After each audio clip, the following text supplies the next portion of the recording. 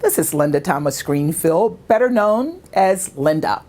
I am so delighted to be here in South Africa today, and I look forward to having a discussion with you. You know, it's interesting, when President Obama was elected, most people came to the conclusion that we were in a post-racial society in the United States. The fact of electing the first African-American head of state meant a great deal to the African-American community, but it also said a lot about our own country. That said, we still are dealing with very intense issues of race, as you've seen in the press over the past few months, with Black Lives Matter, with the young African-American men being killed by policemen, with policemen being attacked by shooters that are African-American. And this has raised the issue of race, I think, to a level that we have not seen very much in the last decade. For me, this was extraordinarily personal. I am the mother of a 30-year-old son. I am the aunt of 7 over 20 young black men, one of them who happens to be a policeman. And when the shootings took place in Baton Rouge, where I'm from, my nephew called me to say, "Auntie, I'm not sure I want to continue to do this work. I feel like I'm wearing 2 targets on my back. If I have my uniform on, I have a target on my back, and when I have my uniform off, I have a target on my back." And this, for me, raised some serious concerns and pushed me into a position where I wanted to start a conversation about race.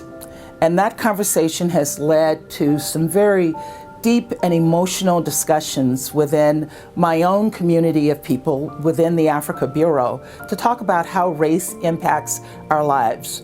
For the average black mother, and I'm one of them, it's scary.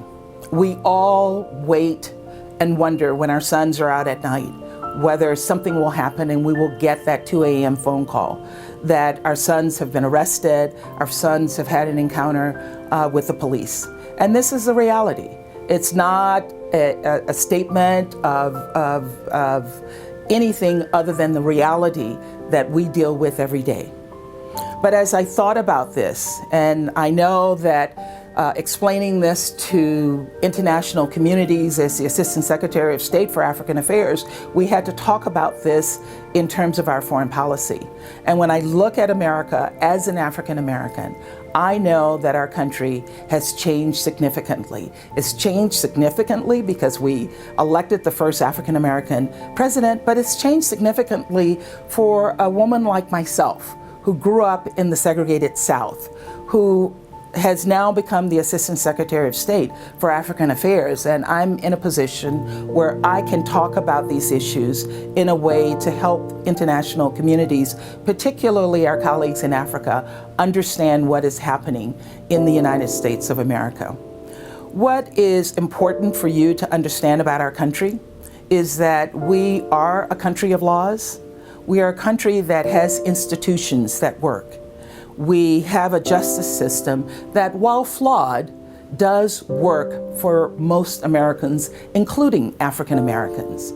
And we know that we can use that justice system at some point in our lives to ensure that we get justice in that system. So this conversation on race that is taking place in the United States today, I think is a very important conversation. It's a conversation that allows African Americans like myself to express our concerns to our white colleagues, and it allows our white colleagues to, again, express their concerns to us. And I think in the end, we will come to a better understanding. But what is important for you to know is that our country is not perfect, but our country is evolving.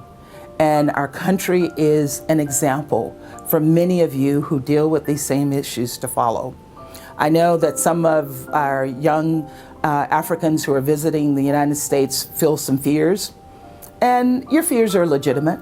I can't say they are not, but I think you can come to the United States with a strong understanding that you will be protected, that you will be respected by our police and in our communities, and that you will find a country that is warm and welcoming, and one that you will look forward to visiting again and again.